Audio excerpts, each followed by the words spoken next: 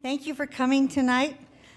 This is a very controversial issue, and I've been working on this issue in general, electromagnetic health and safety, for over 23 years. With the advent of 5G, suddenly we have a whole lot of questions. This is an entirely new generation of wireless tech, and I'd like to take you through a few slides to talk about why I'm concerned. I'm just showing you some samples of 4th and 5th generation wireless antennas. They're doing a lot of building around town, around Pima County, you may have noticed. There are many existing antennas that are being upgraded, and primarily right now they're being upgraded to 4G. The cacti, well known to you, I'm sure. There's a couple of these. This is the corner of First and Orange Grove, and that was recently updated with 4G.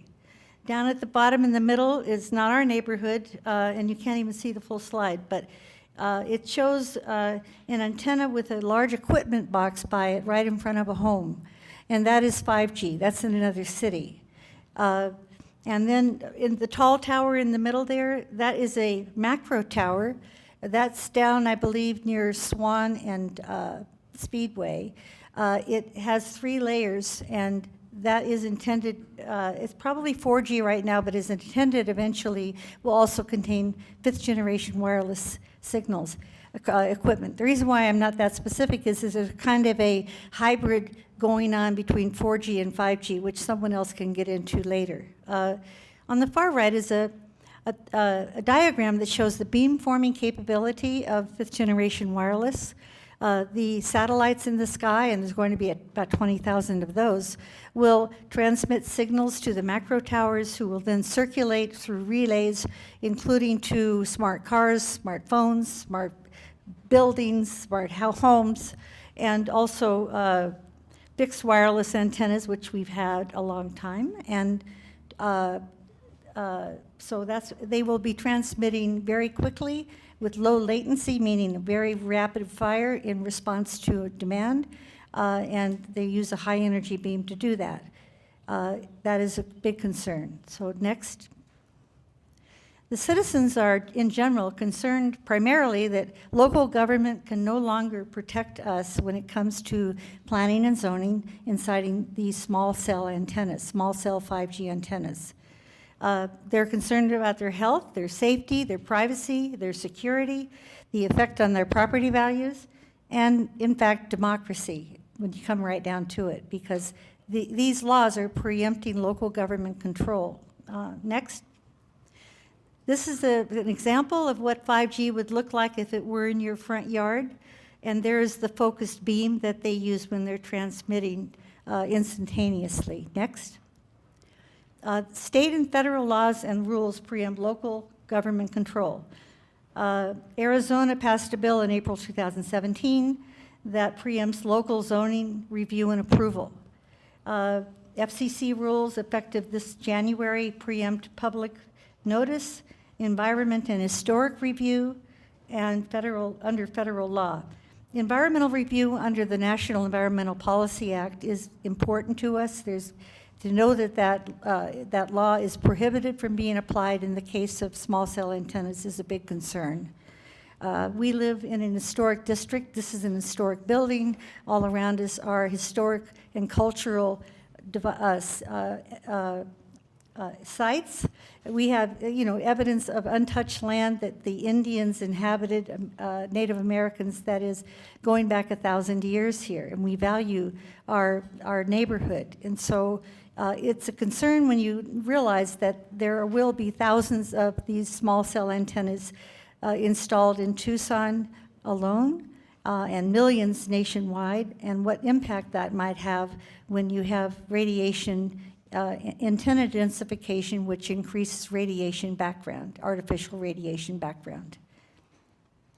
The final point I want to make is that since 1996, under the Federal Telecom Act, health concerns cannot be used to deny an antenna permit if application complies with FCC's radio frequency standards. In 2009, and again in 2013, The city of Tucson and then Pima County passed a resolution saying that they were concerned about the health and welfare of their constituents, and they called to have that section of law repealed. Next slide, please. Real quickly here, I already mentioned the first point at the top. There's been a lot of pushback around the country to these FCC 5G rules. 7 major lawsuits have been filed against the FCC by cities and counties, local government associations, national government associations, 12 Indian tribes, and the Natural Resources Defense Council. They're calling for restoring local control. H.R. 30 was introduced by Congresswoman Anna Eshoo in the House, in the Congress this January, February. It now has 29 sponsors, and many cities and counties support this bill, which would revoke the 5th generation FCC rules. The Senate Commerce Committee has been considering a bill for a year now called S 5137, which would accelerate rapid deployment of 5G and overcome barriers. And if passed, that law would codify the FCC 5G rules, which would make them very difficult to repeal. Next. Senator Richard Lumenthal in February questioned the Senate Commerce Committee witnesses who were testifying about this bill, S 3157. He asked the witnesses, who were all industry representatives, whether they knew of any independent studies on 5th generation wireless, and they uniformly said no, they knew of none. So his summation after querying them was, well, I guess when it comes to 5G, we're all flying blind about health and safety. And literally, that's where it is right now. Next slide. This is another larger schematic showing the communications patterns for 5G, the way it will look. I mentioned before the big macro tower that interacts with the satellites. Fixed wireless, we already have. These small cell antennas and equipment cabinets that would go in on our right-of-way. And then the communication with the cars and the cell phones and so forth. Down at the far right is a black box called fiber, F-I-B-R-E. I think this slide must come from England or something, but we spell it differently. But fiber is really the alternative that we're promoting because it's safe, it's not can't be hacked, it's secure, it doesn't grow obsolete, doesn't need to be replaced. And it would take some thinking, but once capitalized in the long run would be a better solution. And I have a book here and little postcards outside about it, written by Dr. Timothy Sheckley on how a fiber optic system could work. And many cities and towns are looking into that now. Next slide. This is just my closing slide about fiber optics and the book. Advanced copper and optical fiber is far superior to wireless in both cost and performance. So with that, I'm going to proceed now to call upon the speakers who are here. And I want to say how glad I am that the city and the county both have agreed to send representatives to meet with us to tell us how they perceive what's going on and what they're doing to apply these laws and what their concerns are. So first of all, I'd like to call upon John Beal. John is with the City of Tucson in the Planning Department. John, would you come up here, please? Good evening. My name is John Beal, Planning and Development Services. And the section I'm with is the entitlement section that deals with rezonings and special exceptions. And this evening, what we have also with us from the City of Tucson is Perry Glinsky from the City Attorney's Office, and Roy Lusk from the City Attorney's Office. He should be here. They sort of keep a little bit more abreast of some of the federal law and state laws that get passed. As you all know, they keep sometimes changing. And then we also have Fred Felix from the Transportation Department that actually can speak a little bit more about our new process regarding the 5G and how that review process works in the right-of-way. The process that we deal in our section is really the ones that actually have on private property and are really more the ones right now with the 4G that you see that have the verticality and maybe swapping out the monopalms and those kind of things. What we're doing, just like everybody else, is getting a little bit more up to speed on the 5G process, we have to actually follow the federal guidelines. And so right now, with the current process that we have, are 4 of them where they're that follow in the Unified Development Code that are based on following the federal regulations, and where you would have, if they meet a certain criteria, it would be more or less a director's approval decision. Usually they're just a swap out, or they already have met the verticality. And then you have another process that, if they're doing a little bit more on someone's property, the verticality goes through a 50-foot notice. And then if they don't meet the certain height or the certain setbacks, and it would go to the zoning examiner's process, as well as depending on if they don't meet that category, then the last process, again, usually what you've seen are the ones that go over the 50 feet and maybe don't meet the 2 times the height for setback, would then go to mayor and council as a special exception process. We really came prepared more to answer questions this evening, because actually our processes are really tied to what's sort of being put down through the federal process. So. Ms. Kalinsky from the city attorney's office is going to be taking part in the question and answer series, so she's not making a presentation. But she gave me a few flyers on the shot clock rules. The shot clock rules changed with the new FCC and state regulations or laws, and they're tighter, and so they allow for less flexibility than before. And I don't have, there's only 5 copies here, so we can make copies and hand them out. Send them out later. And the next person on our agenda to speak is Fred Felix from Transportation Services. Good evening. How's everybody? All right. My name is Fred Felix. I work with transportation. I work in the engineering department. I'm actually the city engineer, and I do have a staff who oversees the applications for this type of facility. Anything that is being done in the right-of-way, whether you are planting a plant, putting in a sidewalk, or possibly even installing some sort of infrastructure, requires a right-of-way permit. As part of the right-of-way permit process, there's a special process for small wireless facilities. And I wanted to just let everybody know that we have a number of companies that are interested in beginning with the city of Tucson. Some already have some facilities, and some are intending to construct some facilities. And the small wireless facility, basically, they would like to make use of our existing street lights. So we've got street light poles, street lights on them, and they want to add an antenna probably the size of a coat hanger. And these things would have some type of power, and they would communicate with one another.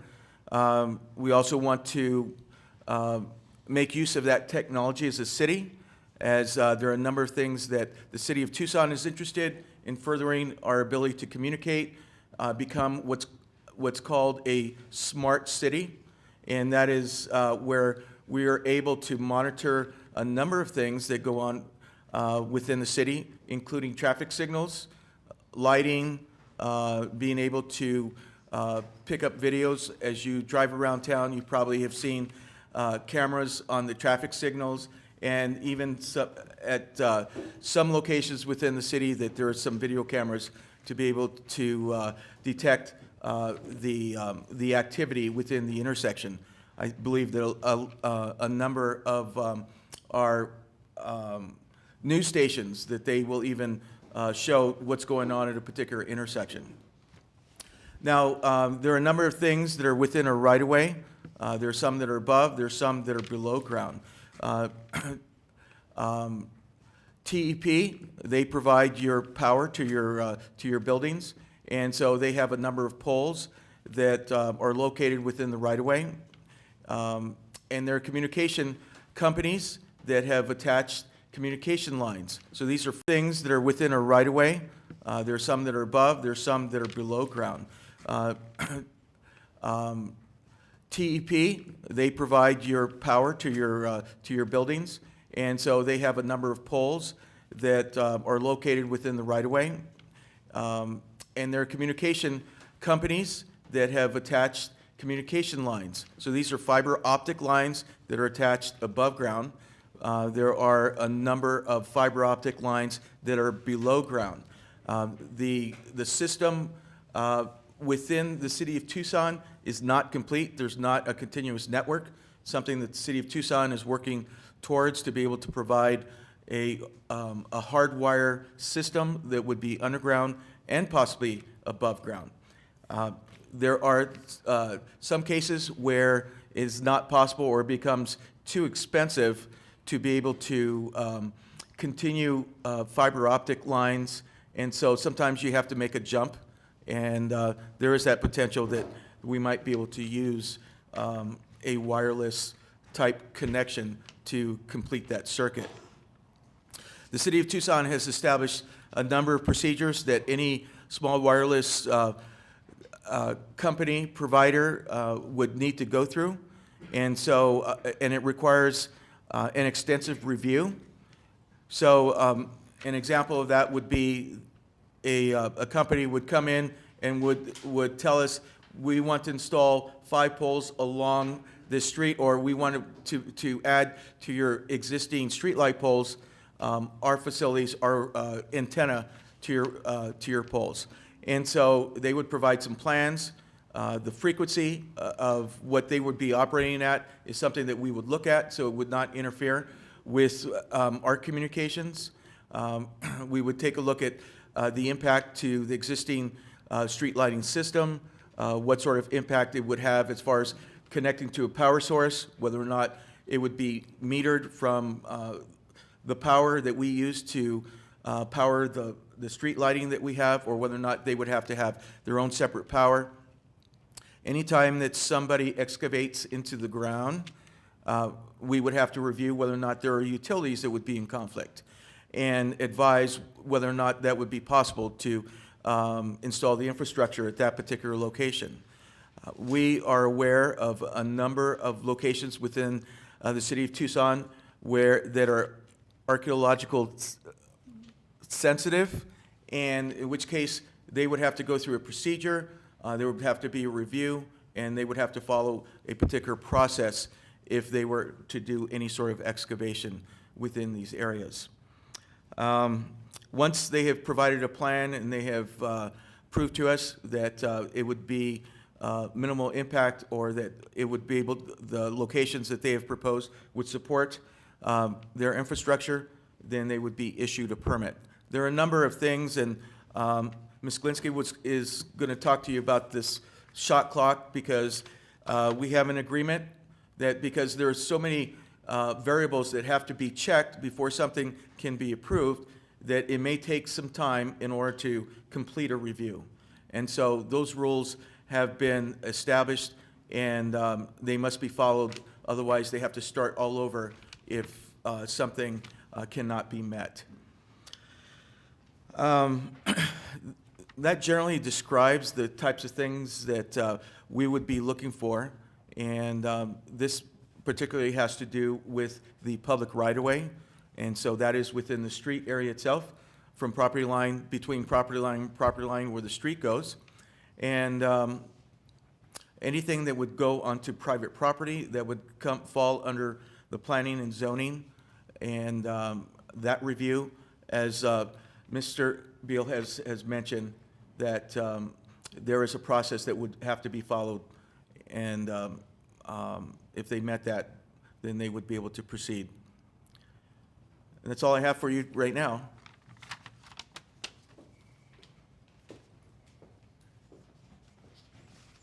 Thank you, Fred. We now have Roy Lusk here from the City Attorney's Office, joining Piri Galinsky, and they will be participating in the discussion to follow. The next speaker we have is Thomas Drzowski, who is the Chief Zoning Inspector from Pima County. Thank you.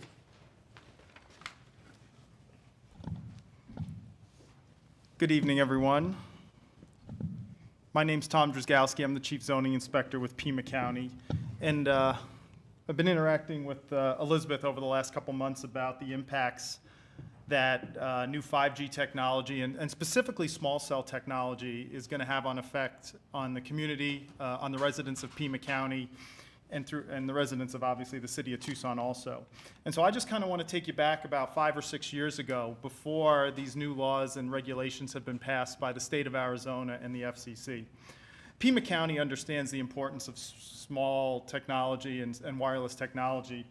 95% of America has a cell phone, and 77% of those cell phones are smartphones. And so the industry, AT&T, Verizon, Sprint, T-Mobile, there's a huge data demand by residents of the communities throughout the country for enormous amounts of data. That's where 3G turned into 4G, and now we're moving into 5G technology, which will be coming. Back in the day, Pima County had a very reasonable requirement of encouraging what we want and discouraging what we don't want. What did we want? We wanted cell towers that were in commercial areas. We wanted co-locations on utility poles and other verticality that existed to provide the infrastructure and the communication services necessary for the residents of the county. Since then, the Federal Communications Commission and the state of Arizona have changed some of the laws and the requirements of what the county can regulate and not regulate. One of the laws that we're dealing with right now, which has been talked about a little bit, is House Bill 2365, which was approved by the legislature in 2017. This regulated what counties and cities could and could not regulate in regard to small cell. Small cell are tiny antennas that are less than 6 cubic feet that are placed on existing verticality, street lights, or on new poles. How many of these are we going to see? Probably a lot of them. And as residents of Pima County, if any of you residents of Pima County or even the city, they're subject to pretty much the same regulations. There's an opportunity, or there's a high chance that you're going to see these infrastructure, these poles and these antennas going into neighborhoods. And they're allowed up to 50 feet in height, and they are meant to serve small areas with high intensity data. For use on computers, cell phones, and the data associated with it. We're just within the last couple months, since I've been interacting with Elizabeth since January, we've already seen 40 applications come into Pima County for sites on the street network and in right-of-ways. And over the next couple of years, more and more of these are going to be coming into play. And they're going to be impacting the communities that throughout town. Let me see what else. I think that's really all I have. The most important thing that I can stress is that these are for small cell. All your large macro sites are still going to be subject to our public hearing processes that will go through public hearings and ultimately through approval processes where neighbors will be notified. But the smaller cell ones, which are going to be exempt per state law, are going to be allowed by right. And I think that's all I have, and I'd like to answer questions at the end. So the last speaker we have tonight is Magda Havas. I want to tell you a little about her when I introduce her to you.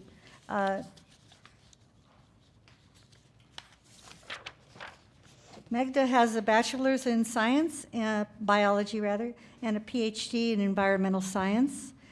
She is an environmental toxicologist and has had a long career looking at different toxins.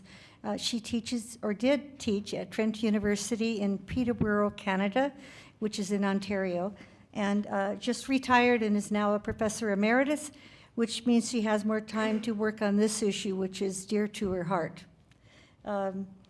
She does research on the biological effects of electromagnetic pollution and the beneficial effects of electromagnetic therapies. That's important to note because the dose makes the difference.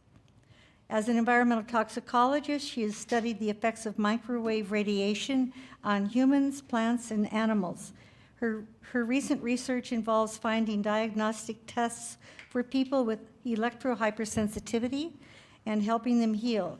She's presented over 360 lectures in 30 countries and has authored more than 200 publications, and is co-author of Public Health SOS, The Shadow Side of the Wireless Revolution. She provides expert witness testimony in both Canada and the United States on the health effects of non-ionizing electromagnetic fields and radiation. She serves as a science advisor to various government and non-government organizations, including to the International EMF Scientist Appeal that I manage. She's one of my advisors, too. So with that, I'm going to introduce Magda to you.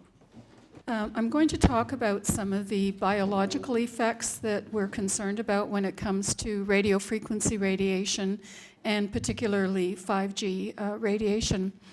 When it comes to 5G, fifth generation, we're going to have some winners and losers. Now, if you look at the penetration of cell phones in various countries, this is from 1985 up to 2015, and this is mobile cellular subscriptions per 100 people. You can see here for the United States that the trend's going up and up and up. It's reached 100% saturation, and we've actually exceeded it. And when other countries have exceeded the 100%, they tend to level off about 120% subscription. So one of the things that is happening is that we're really saturated the cell phone market. And I think the wireless industry is trying to find alternative ways to get an inflow of cash. And I think this is one of the things that's motivating them to push forward on 5G. It's certainly a financial push. I'm going to show you part of a video of Tom Wheeler, who used to be the chair of the Federal Communication Commission. And this is what he had to say about 5G. Such millimeter wave signals have physical properties that are both a limitation and a strength.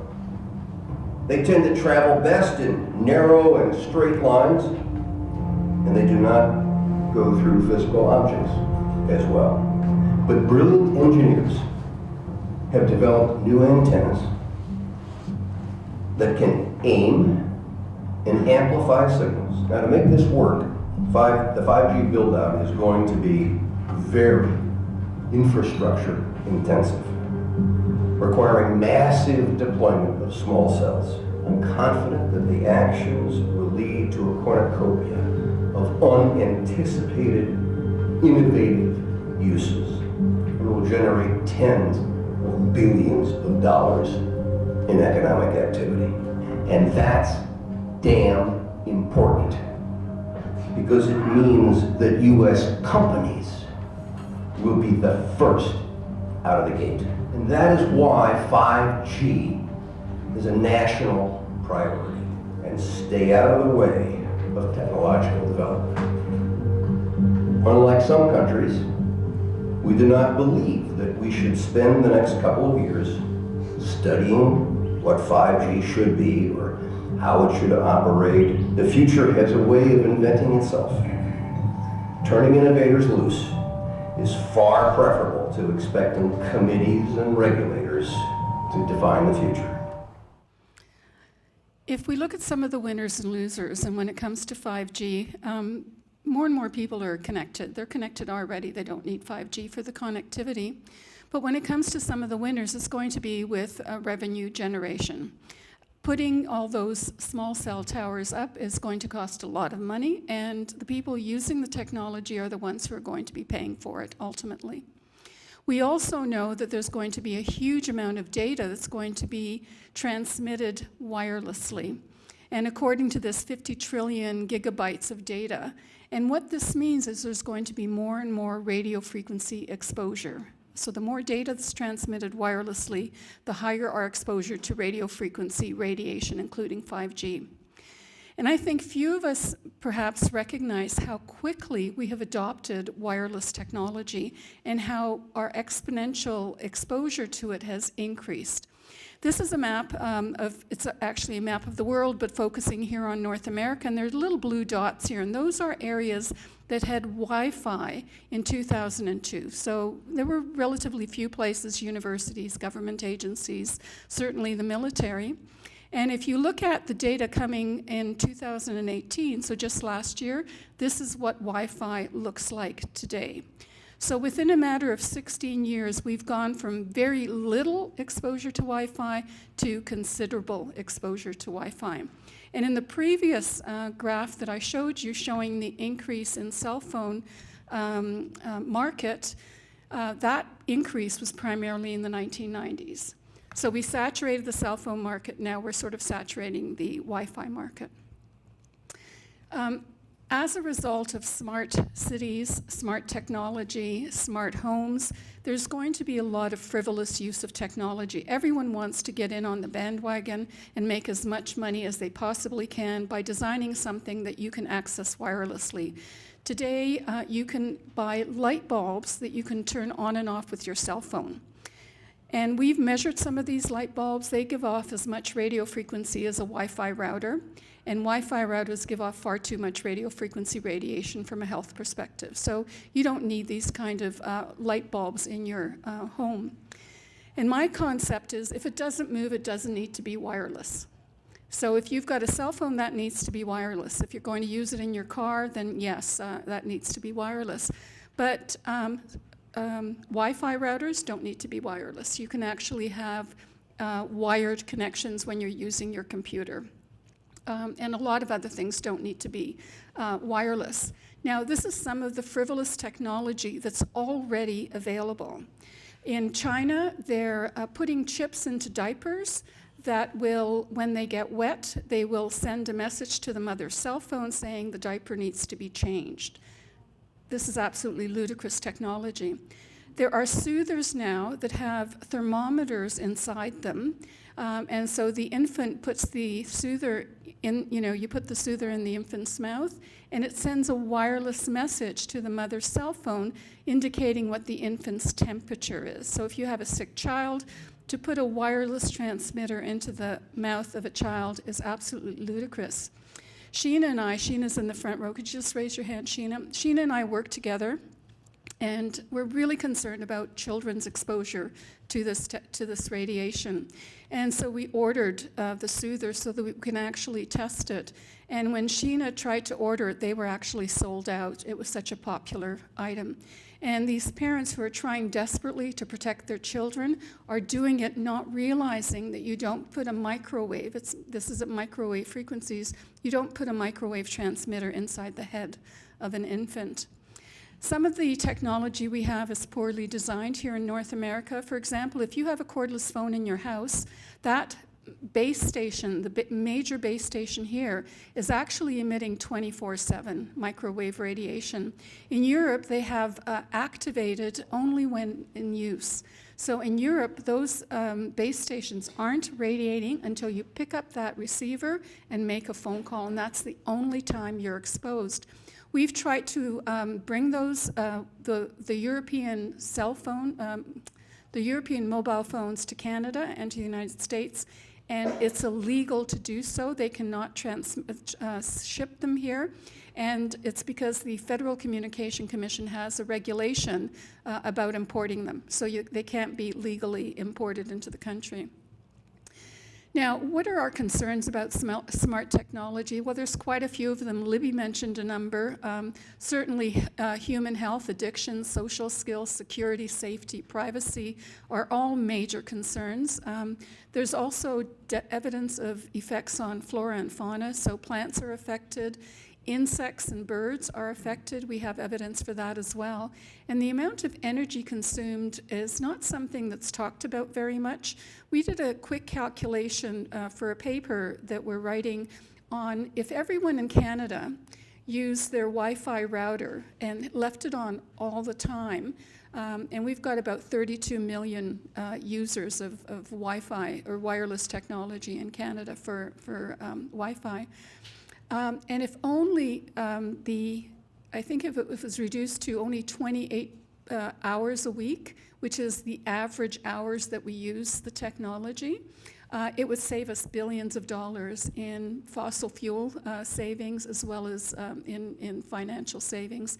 It would reduce the amount of carbon dioxide we emit into the atmosphere. So the energy concept, I think, might be one way to convince the government to not have the technology on all the time.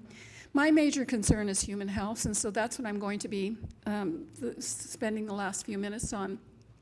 As Libby mentioned, there are no long-term studies on 5G technology, absolutely none. 5G technology has been used in various ways for medical purposes and by the military. And so we have to rely on what we know already about 2G, 3G, and 4G, which is similar but slightly different. And we know that the 2, 3, and 4G technology causes cancer. It affects reproduction, particularly male sperm. The sperm just die very quickly. They don't swim as effectively. Some of them are deformed. So men who keep their cell phones in their pocket or have their laptop computer on Wi-Fi mode while they're surfing the internet is actually damaging their sperm, which has incredible repercussions for reproduction, obviously. And a growing number of people are becoming allergic or sensitive to this radiation. We think that probably 3 to 5% of the population has severe allergies, and they couldn't be in this room because some of you are actually on your cell phones right now, searching the web or doing whatever you're doing, and that's emitting radiation. And I have a little gadget here that measures it. And so in this environment, we're looking at orange, amber, and if I went close to someone who was using their cell phone, it would probably go up to the red mark. So, we're being exposed if anyone uses the technology near us. And about 35% of the population has mild to moderate sensitivity, and that accounts for 10 to 100 million people in the United States who are already adversely affected with 2G, 3G, and 4G technology. 5G technology is not replacing 3 and 4G, it's going to be in addition to. So now we're going to have millimeter waves, much higher frequency that we're going to be exposed to. This is a paper that just came out last year. Cindy Russell is the author of it, and she reviews some of the health effects associated with 5G technology. And some of them are really quite negative.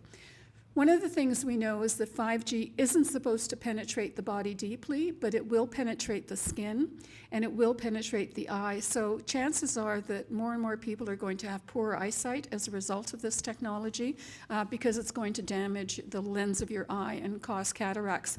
We already know that microwaves do the same thing if you're exposed to them, and this is likely to continue doing that.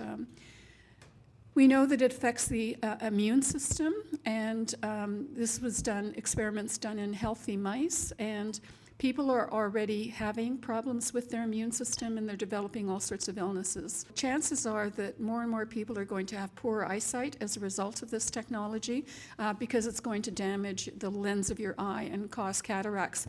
We already know that microwaves do the same thing if you're exposed to them, and this is likely to continue doing that.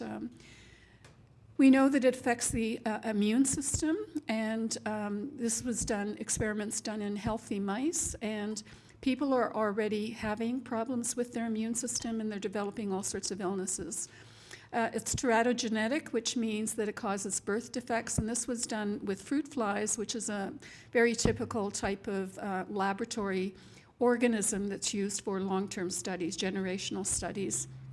Indeed, we think that the insect population is going to be severely affected because the millimeter waves that we're talking about are about the same size as insects in their antennas.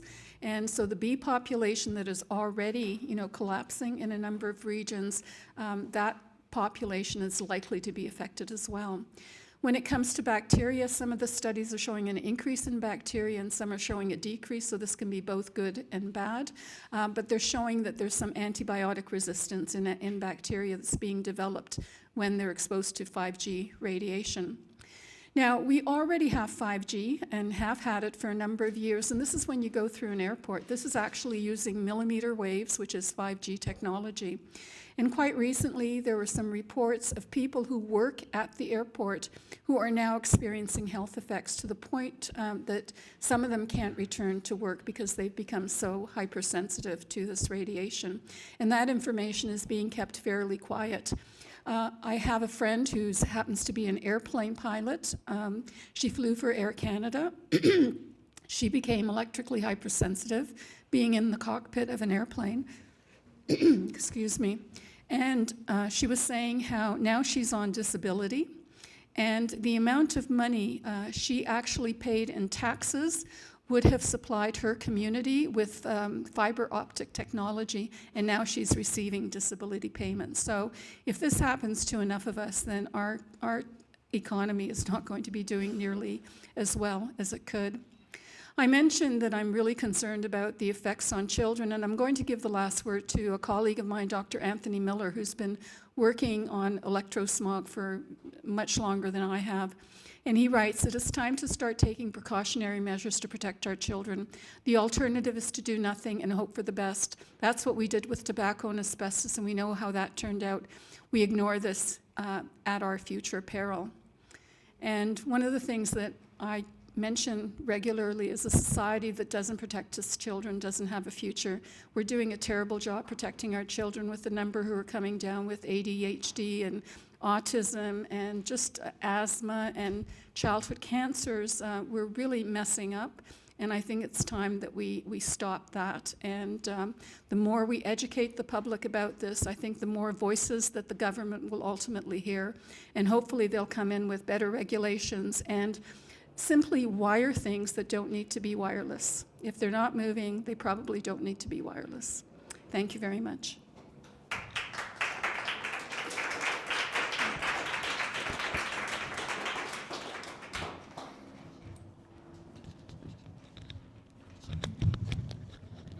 Thank you, Magda. This is the microphone we're going to use. We're using a wired mic, by the way, for answering the questions from the audience. And Jamie's daughter is coming up to the front now, bringing me those 3x5 cards. And I'm going to turn the mic over to the Old Fort Lowell Neighborhood Board, who are going to ask the questions. So we're going to shift gears here. We've heard our presentations, and now it's your turn. All righty, we're ready with the questions, and I'll try and go through them in a reasonable timing. Both NIH and the Cancer Institute say there is no link shown between radio frequency and cancer. What reproduced studies are you citing? I suppose that goes to you. Okay. Do you want me to come up? Sure, if you want to. I'm gonna go over here. The question was what reproductive studies? Reproductive studies? It says NIH and Cancer Institute. I said that. What reproduce studies? Yeah. Okay, back in 2011, the International Agency for Research on Cancer classified radio frequency radiation as a possible human carcinogen. That's called a Class 2B carcinogen. There are two levels above that. There's a 2A, which is a probable carcinogen, and a 1, which is carcinogenic to humans.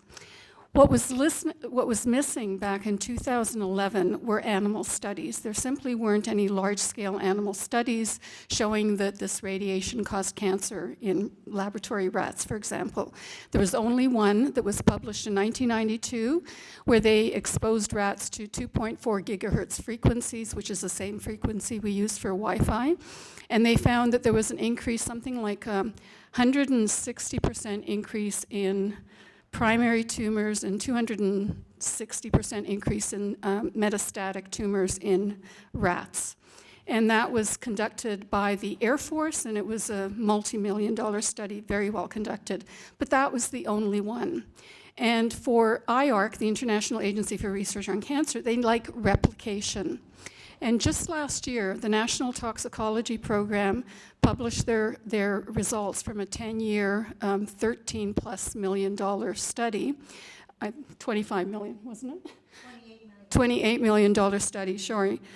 And they found that there were a number of tumors that were much higher than in the control population for the rats that were exposed to the radiation. One was a glioma, which is a brain tumor, and one was a tumor of the heart. And people don't get tumors of the heart very often. The tumor of the heart was called a schwannoma, and the reason I'm focusing on this is because one of the tumors that has been shown repeatedly in epidemiological studies for people who use cell phones is a schwannoma of the acoustic nerve. It's called acoustic neuroma. The glioma, a brain tumor, is also the one that scientists are documenting quite regularly that are increasing in the population. So there's a greater risk of developing this type of tumor, particularly on the same side of your head that you use a cell phone. So now we have the 1992 Air Force study, we have the National Toxicology Program study showing that there are these tumors in rats exposed to radiation. Interestingly enough, in Italy, there was another study at the Ramazzini Institute where they also took rats and mice and exposed them to radiation, and they found the exact same tumors that the NTP study found, that the National Toxicology Program studies found. So now we've got 3 multi-million-dollar rat studies that took years to put together that basically filled in the gap that was missing from the World Health Organization to classify radiofrequency radiation as a class, from a class 2B, possibly carcinogenic, to at least a class 2A, probably carcinogenic. So if you want replication of studies, there's certainly those. I can continue going on, and I just mention one more thing. There was a surgeon, a Dr. West, who had a patient come to him who had a breast tumor. And she was wondering if her cell phone had anything to do with the breast tumor. And it turns out she stored her cell phone in her bra. And she had earplugs and found this was a really convenient way of using her cell phone. And she had done this for over 10 years. She was young, she had no family history of breast cancer, and they found multiple tumors immediately under the cell phone. And he said it was the first time he'd ever seen tumors like that. And he thinks there might be a connection between having that cell phone there all the time, radiating that part of her body, and the development of cancer. We have so many studies like this that you just have to come to the conclusion that this radiation either promotes or actually causes cancer of various types. Thank you. I'm trying to put these in some order, and bear with me on this in terms of making sense in the order. This is a statement, I think, but I'll read it. Local union leaders, the Communications Workers of America, are concerned about worker safety around 5G antennas. They may not, I'm sorry, I can't read this, may not be turned off, I'm sorry. Let me read it over again. Local union leaders of the Communications Workers of America are concerned about worker safety around 5G antennas that may not be turned off. Any comments on that? Go ahead. I guess I can speak to that. Can you people hear me? I don't know. Sure. I can speak to that.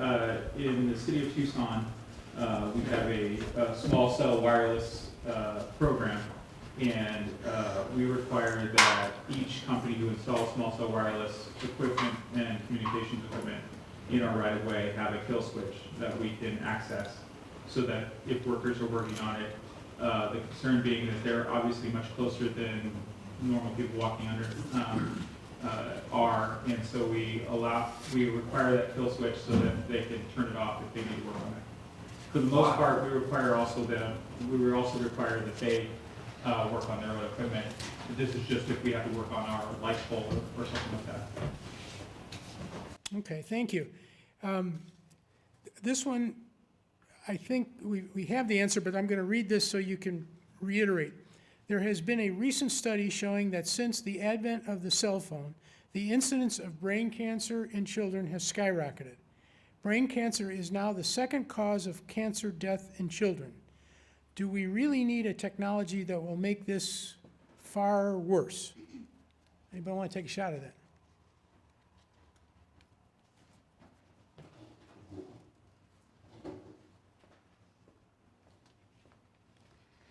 We know that children are a lot more vulnerable to radiofrequency radiation than adults. They're a lot more vulnerable to most chemicals than adults.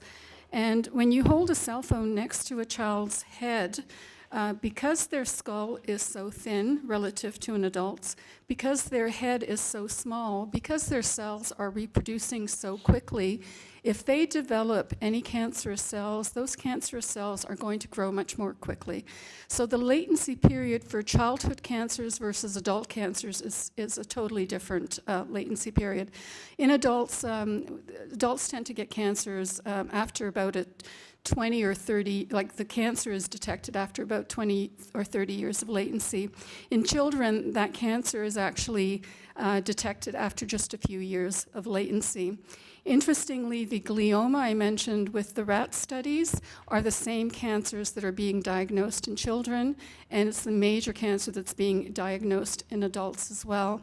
And despite what the gentleman sitting there said about the research and how scientists don't agree with me, I would like to suggest that there's a study in California that was published, I think, in 2016.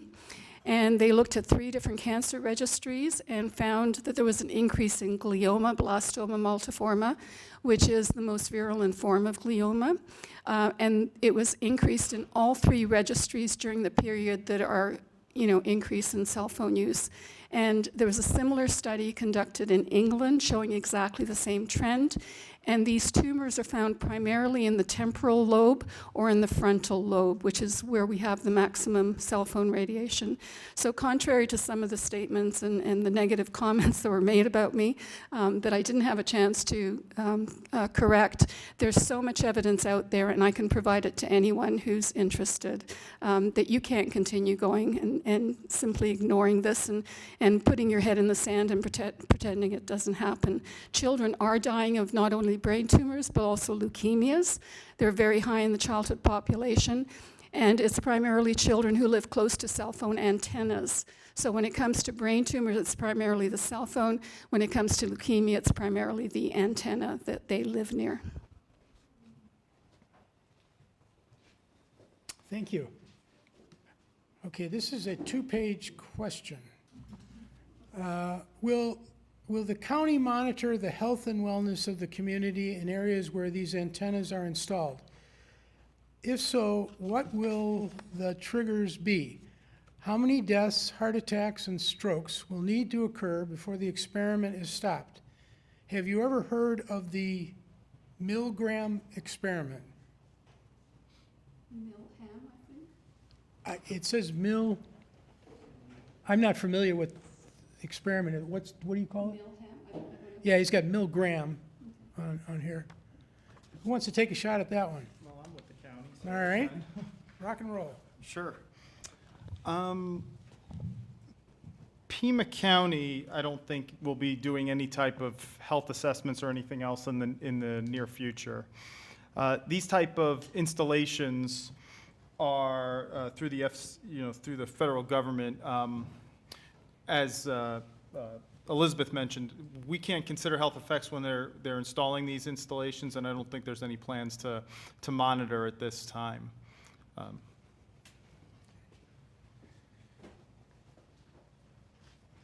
Maybe a follow-up question to that one, and I don't know if it's a fair question, but is there anybody that's going to be monitoring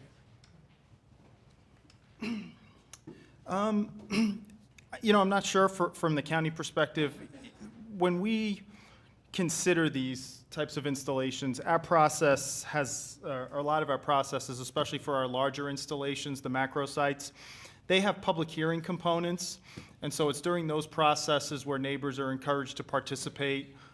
We have processes built like the city, they had mentioned, where our Board of Supervisors approves the installations with notice to neighbors, with public hearing components, and so that's the stage when we regulate not necessarily health effects, but other items that could be a concern to neighbors, such as views of mountains, close proximity to residences and things like that. And so those are the scenarios, or those are the times when neighbors are encouraged to participate, because we have public hearing components for these large cell sites. Fair enough. Sure. I wanted to speak to the question that was asked about whether Pima County or City, Tucson, would be monitoring. The 2009 resolution that the Pima County supervisors passed did call for the county to monitor our health. And recently, I was speaking with one of the supervisors, and I reminded them of that and asked if the county was planning to monitor this. And he said, no, unfortunately, he didn't think that was going to happen. There is no research going on by our federal government to look at the impact of wireless tech on people.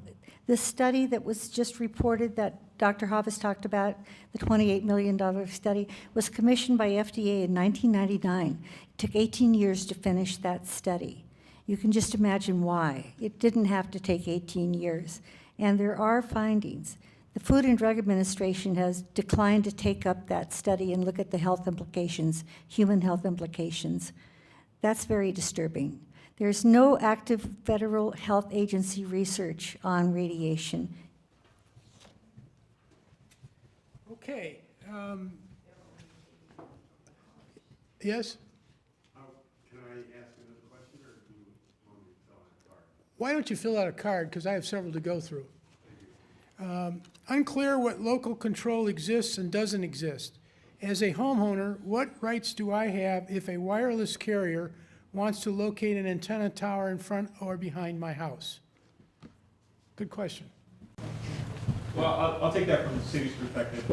I think that's two questions, because one is whether, as our colleague from the county intimated, there's a different process for a cell tower, a monopole, versus a small cell wireless facility. In most cases, a small cell wireless facility is going on a light pole, and that process is heavily regulated by the state and by the federal government, and there's very little local control related to that.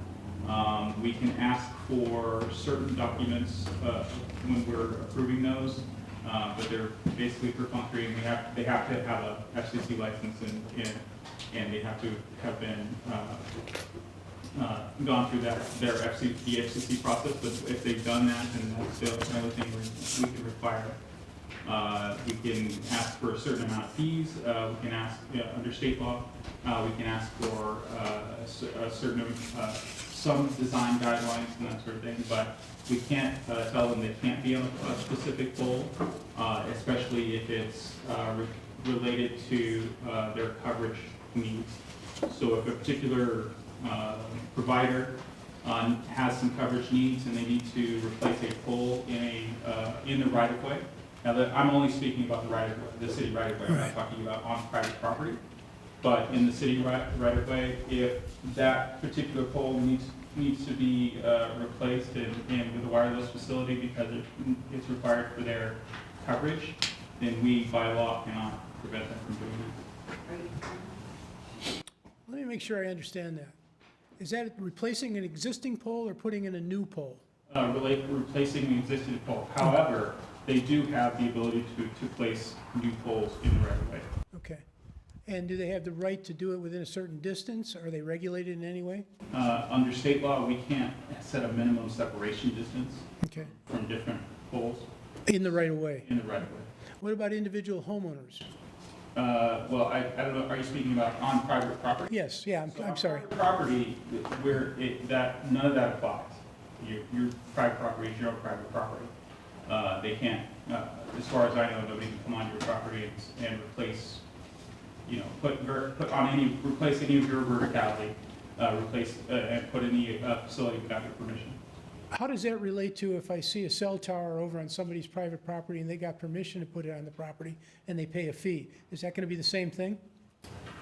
I don't know if I quite understand your question. Okay, I've seen several cell towers, okay, that look like trees, and they're on private property, and I know that those people get reimbursed. Is that same process going to be used for 5G? No. Let me jump in. Sure. Because I think that probably the cities is similar. Those are macro sites, so you see, we talked about the fake saguaros over on Orange Grove Road and First Avenue, or palm trees or pine trees or windmills in the county. We have those too. Those are your macro sites. And so those are through the county, and I can't speak for the city, but those are public hearing processes. There's notice to neighbors, there's processes that have to be followed, standards, and ultimately, in the county, either a hearing administrator or ultimately the Board of Supervisors would need to approve that. The county has to follow the same guidelines as the city does in regard to the small cell ones. And so, as the gentleman from the city mentioned, the county has the same requirements where if a company wants to put antenna on an existing utility pole, a light pole that's there, and they meet certain size guidelines, they're allowed by right. And that comes from state law. They're also allowed to install new utility poles and place their equipment on there as long as they meet the standards. So those are the small cell ones, and those are very small antenna that fall within a 6 cubic volume area, as opposed to your palm trees, your pine trees, your windmills, your cell towers that are at commercial centers. Those fall under completely different processes and are highly regulated and go through approvals where neighbors are noticed and encouraged to participate in the process. Good, thanks. And that's correct for the city as well. We have a special exception process for that. So bottom line, the private homeowner has some rights over their property. Over macro, yeah, absolutely over your own property. Okay, great, thank you. All right, is Tucson and Pima County considering fiber to, my eyes are bad. Fiber to the premise, particularly in residential areas? So I think what they're saying, are you going with fiber? So I guess I can take a stab at that as well. So I work with a group within the city called the Smart Cities Project. And one of the things that we're focused on, actually almost primarily, is the expansion of our fiber optic cable inventory within the city limits of Tucson, and also working with county partners as well. Now, that's not fiber intended to go to individual private properties. That is for our use, for the city's use in things like infrastructure needs, like traffic lights, traffic signals, that sort of thing. Also to individual city buildings, public safety requirements, those sorts of things.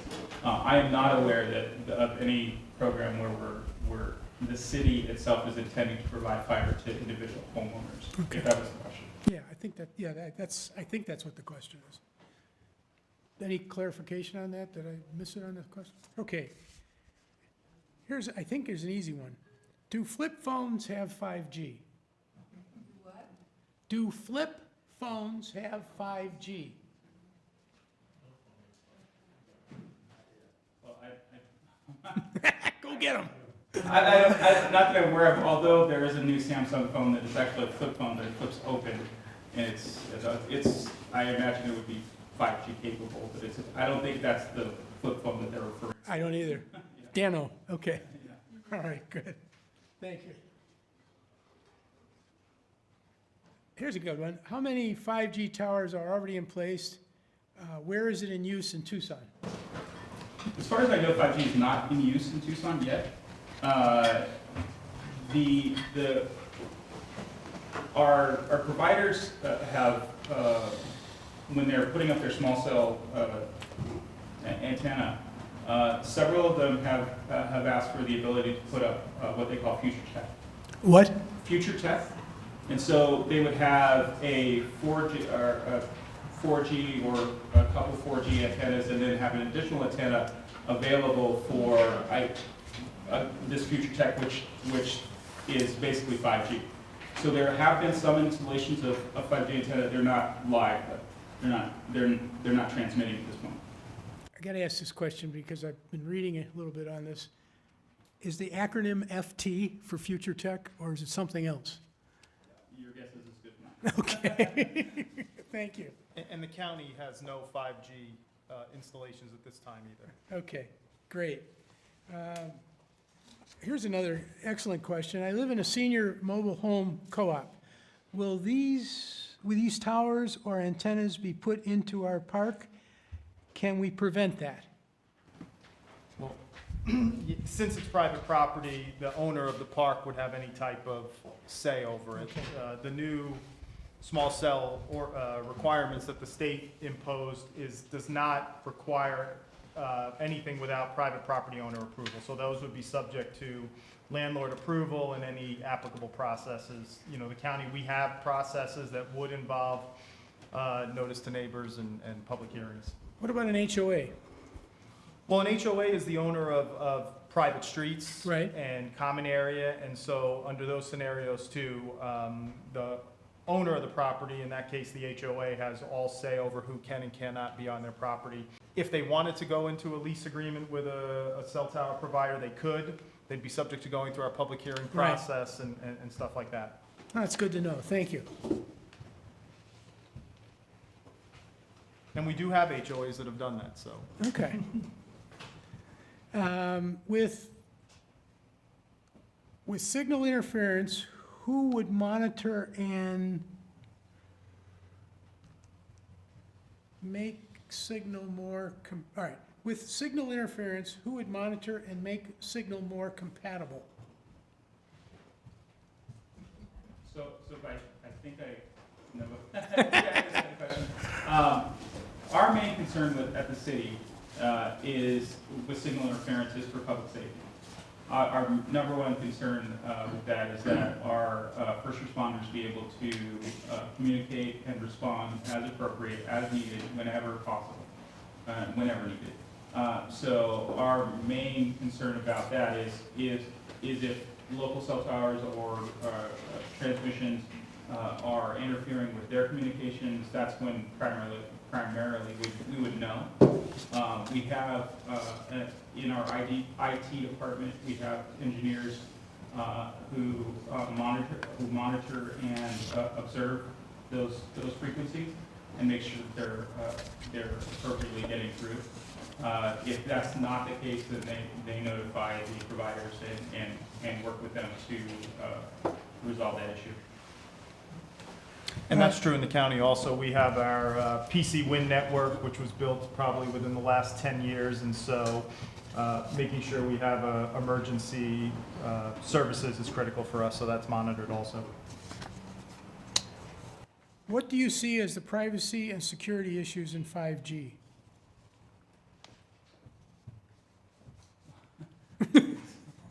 Guess I'll have fun with that one. I think the same privacy and security issues with 4G, 3G, and 2G. I don't know that 5G offers updated security protocols, but the main thing is not necessarily what the 5G transmits, but what it's transmitting to. So if you have a computer or cell phone, those things are, if they're wireless, then they're hackable, I guess. That's not to say that the protocols are inappropriate or less than safe.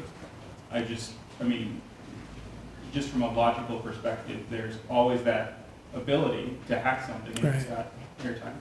Now, you can hack a system that's networked as well. It's just you might have fewer eyes seeing that network. I read, and I may have the wrong acronym here, but I read about something called 3GPP. Does that sound right? About a protocol that they're trying to implement? I'm not aware of that. Okay. Okay. I'm not an industry I have to do my homework on that one. All right, thank you. Timing for Tucson installation. Timing for how long? Tucson. Well, I'm trying to get an idea of when are we going to start seeing this in Tucson? Are you talking about 5G? Yeah, I'm sorry, 5G. Okay. So as best as I can tell from wireless providers that I've spoken with directly, their aim is to install enough small cell wireless to go 5G by 2020. Sometime in 2020? Sometime in 2020. I don't know how on track they are, and it seems optimistic to me, but that's what they've said. Okay, great. But some of those antennas that they have now will be activated prior to 2020 because they're testing the system. So they have to test the system to make sure it's working. It's possible. How much power do these various 3, 4, or 5G systems consume? We actually have a power share, in the city of Tucson, we actually have some power sharing agreements with some of the providers. It's very little power. The city of Tucson recently went to LED lighting for all its streetlights. It uses a similar amount of power to that, which is, I'm not very good at quantifying that, but it's very little power. Okay. Is Tucson and Pima County considering fiber, oh, I did this one already, apologize. I didn't get it. Let's see, let's do this one. Can we study the municipal public Wi-Fi of Chattanooga, Tennessee for health patterns? Perhaps many studies can be found. I think that's what it says, or funded. Is it difficult to find such funding due to the vast fortunes that are anticipated? The hoax perpetuated by big tobacco is a precedent for doubting the desires or the concerns of health hazards. Anybody want to comment on that?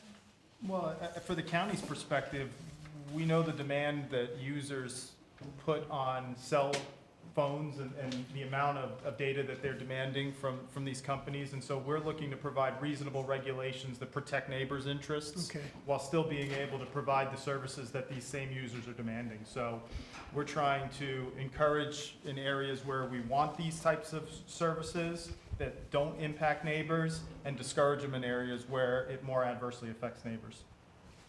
All righty. Are there any examples where a city or community have experienced negative impacts on health and in turn have removed wireless technology?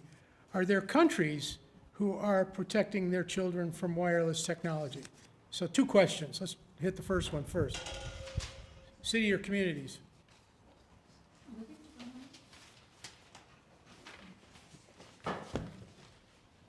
I try to stay on top of that information because, of course, each national government is doing something different on this. In Europe, Italy just passed a bill requiring a public health education program on cell phone risks. And that program will be going into effect within the next 2 years. That grew out of the fact that there was a tort claim brought by somebody who got a brain tumor, and the court decided that the brain tumor was caused by the cell phone. So there is there's more activity in Italy because of that. In France, there is an enormous movement underway to remove Wi-Fi from the schools. They've so far removed Wi-Fi from kindergartens all the way up to high school for health reasons. India has a major EMF program underway, a multi-year program. We don't have the results yet, but they are intentionally, very methodically looking at this research area. And they they site cell towers on a precautionary basis in the way that Tom Drzowski just described, and they warn about children using cell phones. Many nations warn about children using cell phones. Sweden and Spain both recognize electrical hypersensitivity as a functional disability, and that's based on court cases. That's an example. Oh, in California, just this week, there is a school in Sacramento, or right outside of Sacramento, Ripon, where there's a cell tower on the campus, and in the past few years, there have been 8 cancers that have been, parents and teachers believe the cancers in the children and the teachers, 8 cases, are related to that cell tower, and Sprint has agreed to remove the tower, and that's a major development. It took 2 years of education and people joining together and talking about the science and the impact on their children for that to happen. Thank you.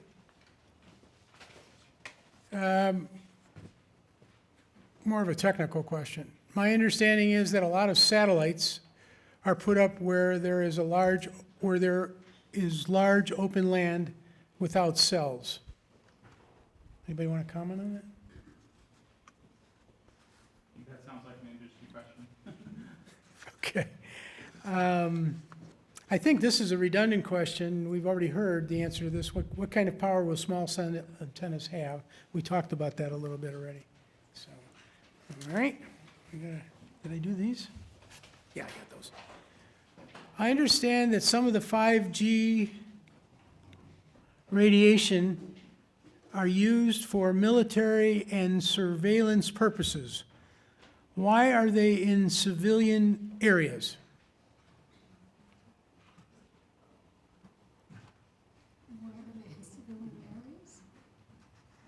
I can comment. Sure, sure, come on up.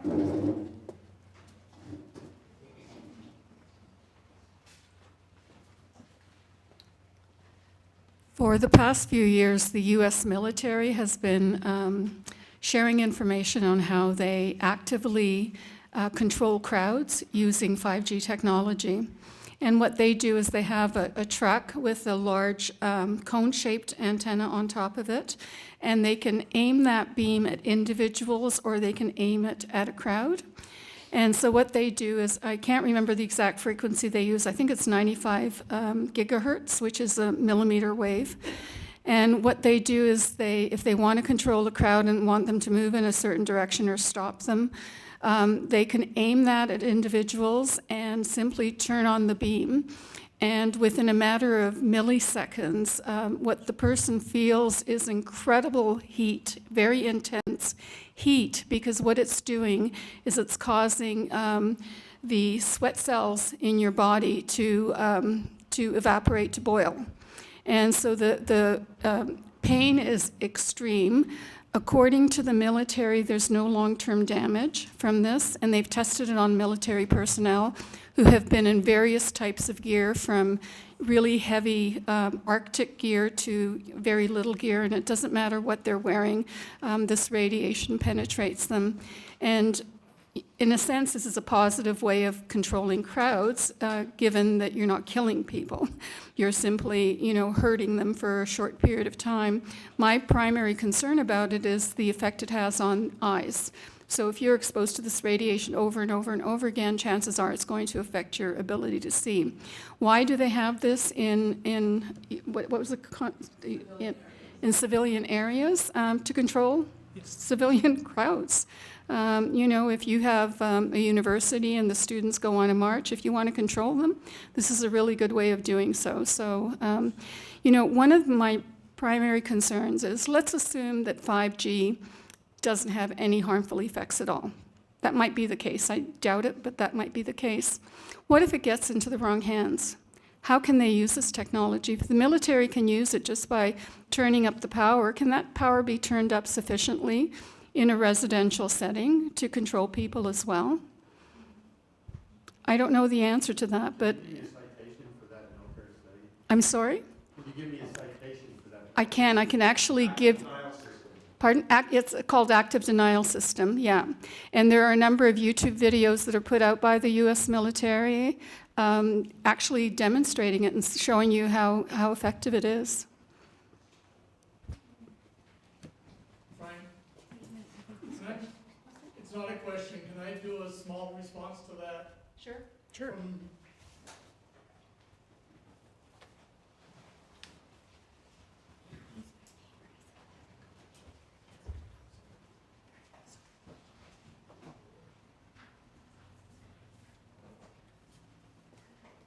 Just for quick background, I'm an electronics engineer with a master's degree in electrical engineering. One of the key things I think we need to understand, all of these radiations are fundamentally exactly the same as light. The thing she was just talking about, you could easily do with focusing a very intense light at a person or a group of people. They'll get real hot, real quick, and very uncomfortable. Light is about 1 million times more powerful and more energy coming at you per square meter than any of these things that we are being talked about. I'm not saying that there isn't a possible danger, but compare it to what we live with every day underneath the sun. Thanks, Bob. Okay. Come on up. Just a minute. Hold on a second.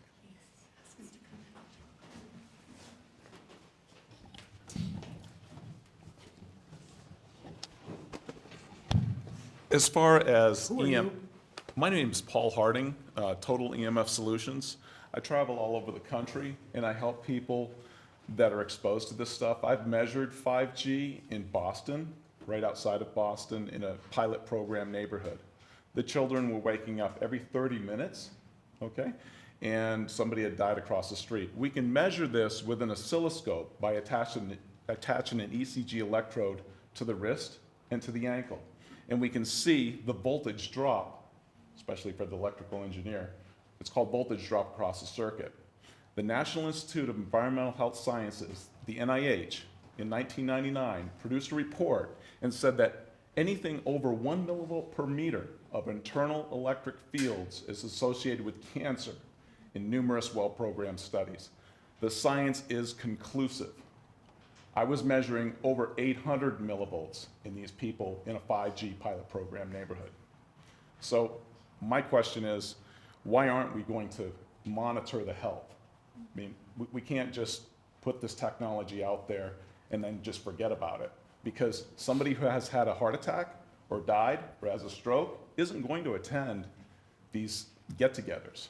They're going to be in the hospital. All right.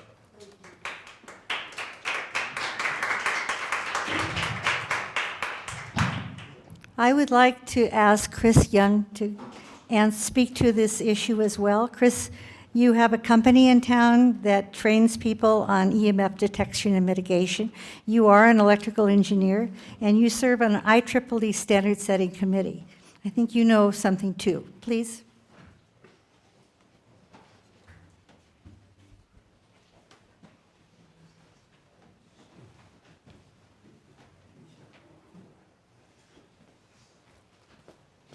Well, thank you for inviting me to speak a little bit. I don't have any prepared remarks here. Just to let you know, I've spent about 45 years in the electrical engineering business. I retired about 8 to 10 years ago and started investigating some of the things that I had found in my business practice as a consultant, and discovered alarmingly that there were a lot of studies and things that have been done internationally regarding microwave communication technology and the potential problems that it has created with the health of people. So I started a business to disseminate the information that's available. And because I'm an engineer, I can understand what's worth listening to and what's worth dismissing on the internet in particular. There's an awful lot of information out there that isn't worth the paper that it's written on if you took the time to read it. So the training that we do helps to help understand what's real and what's not about the information that you're getting. And if you follow the money, you'll find that the studies that produce positive effects, or the studies that lead you to believe there's no problem, are typically funded by the telecommunication industry, whereas the studies that lead to the idea that there is a potential problem are funded by public agencies that don't have an interest in the technology itself. So through the engineering process and identifying all of these issues, it became clear that I needed to do this to help educate the population. So that's my goal at this time. And we are making progress, as Elizabeth has pointed out. That's about it. Thanks. Thank you. I've got two more questions here. I can appreciate some of the benefits of 5G infrastructure. So So you discussed so can you discuss the downside of a city and a national? Okay, I got it now. All right, 5G infrastructure, yada, yada, yada. What about how it relates to hacking? I think what they're trying to say is 5G make hacking more plausible, easier to do. Yeah, I think I kind of spoke to that earlier. I thought so. I don't know that it does or does not. I just know as a, if you put something in the air, right, so they can, Grab it. somebody can grab it. So that's true of any wireless Okay. node. Can 5G versus beam forming technology, what? Can you read that? Can? Yeah, I think it says All right. can. Can 5G versus beam forming technology, Why don't you ask the person to speak up and tell us what they want? 5G used beamforming technology, dielectric lens, okay? sort of example, using a dielectric lens. I think that would be an industry question as well. Okay. Anybody answer that question? All right. Yes, it does. So you answered your own question. All right, that's all the questions I've got here. Hold on, Dorothy? I was at the meeting when Elizabeth came and asked if she could have the use of the chapel to make this presentation. It was a meeting of the neighborhood council, and permission was given with a caveat that there be a representative from the industry to give the other side of the story. What happened to that requirement? Dorothy, I want to explain that. When they asked me, as you know, at the meeting, I told them that in the past, I got permission from my church to hold a forum, and I was told that I had to have somebody there from the telecommunications industry. I did invite AT&T, and they told me that their presentation would take 5 hours. So in effect, I wasn't able to hold that forum. So I told the Neighbors Association that night that I may run into trouble getting representation. I did do everything I could to bring in somebody from the telecommunications industry. You can reach somebody in sales at a local AT&T or Verizon office, but they're not speaking for the company. The brokers who negotiate the permit applications for the city, they represent the industry, but they don't work directly for them. And they were asked by the city and by Paul Cunningham's staff to send a representative, and they declined. I made phone calls and sent emails and registered my name and address with both AT&T and Verizon headquarters, asking for a representative, and got no response. So I did my best effort. Thank you. Well, gang, that concludes the presentation. I want to thank everybody that presented. I want to thank everybody who showed up. Thank you very much.